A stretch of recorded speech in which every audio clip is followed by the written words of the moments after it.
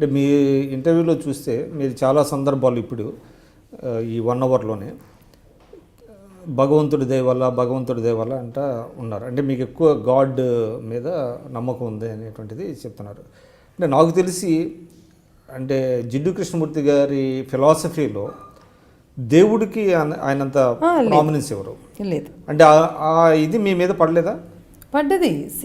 That is Jiddu Krishnamurti philosophy ఏంటంటే, because whoever in school అప్పుడు anything తనేంటంటే ఏ హ్యూమన్ బీయింగ్ మైండ్ ఇట్లా కండిషన్ చేయడు. మీరు ఒక హ్యూమన్ బీయింగ్గా పుట్టారు, మీకు అంత శక్తి మీలో ఉంది. ఏ క్వశ్చన్ అయినా మీరు అడిగి దానికి జవాబు మీరే తెలుసుకోండి. ఎవరో చెప్తే విని మీ మైండ్ని కండిషన్ చేయొద్దు అనే బేసిక్ ఇది. ఇప్పుడు మాకు ఒక ఎగ్జాంపుల్ చెప్తాను. ఇప్పుడు మాకు బయాలజీ క్లాస్ ఉంది.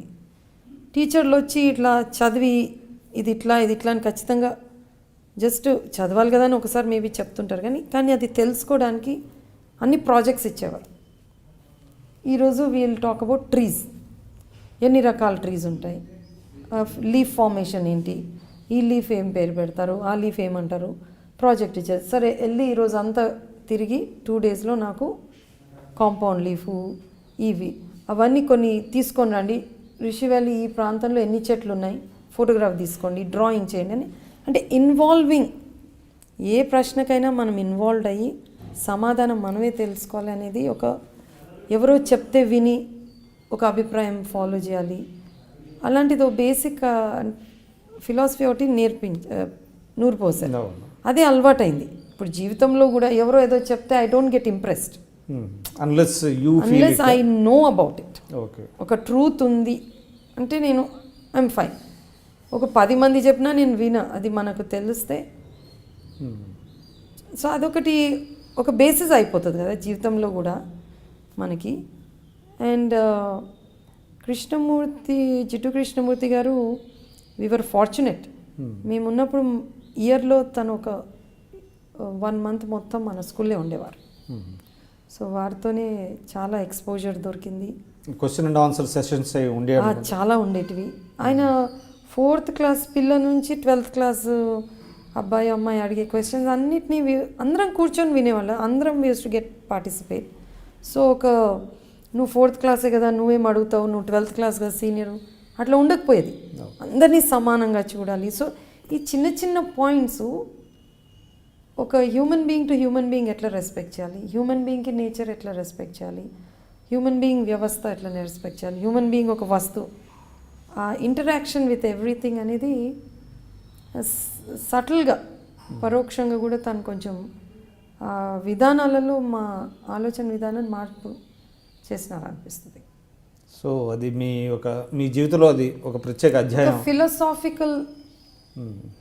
ఫిలాసఫీ అంటేనే భగవంతుడు స్పిరిచువాలిటీ కాదండి. Philosophy can be about anything. మనం ఆలోచించి దాన్ని ఏంది ఇది, ఏది మంచి ఏది చెడు, అవునా కాదా, ఇదంతా ఒక ప్రక్రియ ఏదైతే మనం చేస్తామో అదే ఒక ఫిలాసఫీ. అంటే నేను అడిగిన క్వశ్చన్ ఏంటంటే, మీరు అక్కడ ఉన్నారు, చాలా ఫార్మల్ ఇయర్స్ అన్నీ అక్కడ గడిపారు కాబట్టి, అయినప్పటికీ మీకు భగవంతుడి మీద ఎక్కువ నమ్మకం కలిగింది అనేటువంటిదే అని మీద నేను అడిగి. అంటే భగవంతుడు వ్యక్తిగతంగా కూడా మన ఫ్యామిలీసు బ్యాక్గ్రౌండు ఒక భాగం, మనకు స్కూల్ విధానం ఒక భాగం. Yes, I believe in God. దాంట్లో I believe in some super power. నేను ఎందుకంటే ఇది కలియుగం, ఎన్ని అరాజకీయాలు అవుతున్నాయంటే, but some power will guide us. మంచితనాన్ని ఒక పవర్ ఏదో కాపాడుతుంది అనేది గట్టి నమ్మకం అయితే నాకు ఉంది. అయితే దిగజారు విలువలు, అర్థం లేని ప్రవర్తన మనుషులది, అది చూసినప్పుడు ఎవరిని అడగాలి ఈ ప్రశ్నలు. సో భగవంతుడా అని జీవితంలో బయటకు వచ్చిన ఎన్నో కష్టాలు మనం చేస్తున్నా కూడా ఆరోపణలు, తెలిసి మంచి చేసినా అనుకోకుండా ఏమన్నా కష్టాలు రావడము.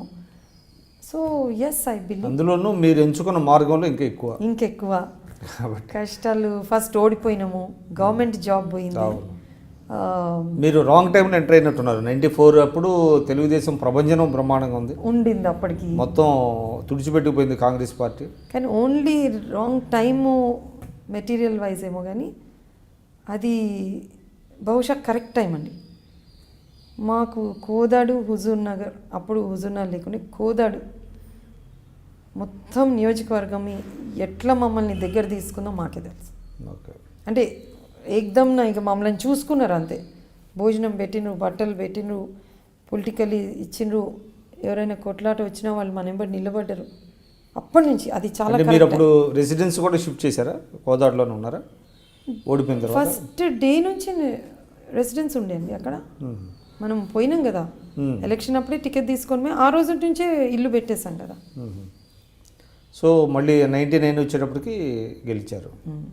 సో అక్కడి నుంచే 4 times అనుకుంటా వరుసగా ఉత్తమ్ గారు. మాకు అక్కడికి వచ్చి ఇంత పెద్ద కుటుంబం దొరికింది కాబట్టి నేను అది నిజంగా జీవితంలో అదృష్టంగా భావిస్తున్నాను. ఓకే, వ్యక్తిగతంగా ఓడిపోయి ఉండొచ్చు కానీ ఆ 4 yearsలో అందరు పడే కష్టాలు మా కోసం బయటికి వచ్చి పాపం వాళ్ళు కూడా కష్టాలు ఇబ్బందులు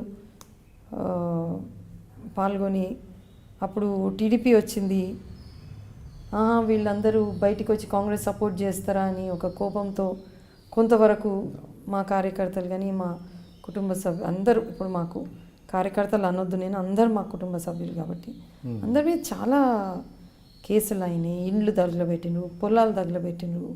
అంటే ఇట్ వాస్ కొంచెం కమ్యూనిజం కూడా ఉండే నల్గొండ ప్రాంతంలో. అన్నిటినీ పాపం అందరం కలిసి మమ్మల్ని కాపాడిండ్రు.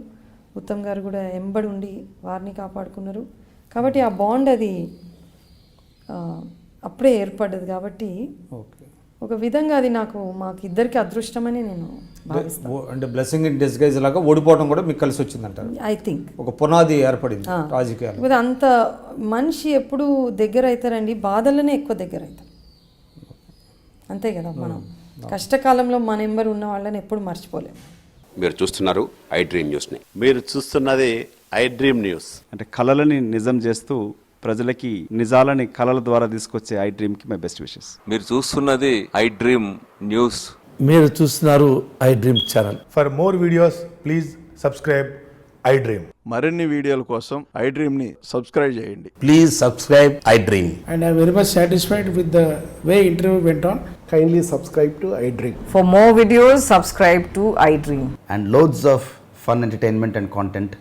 Do watch I Dream.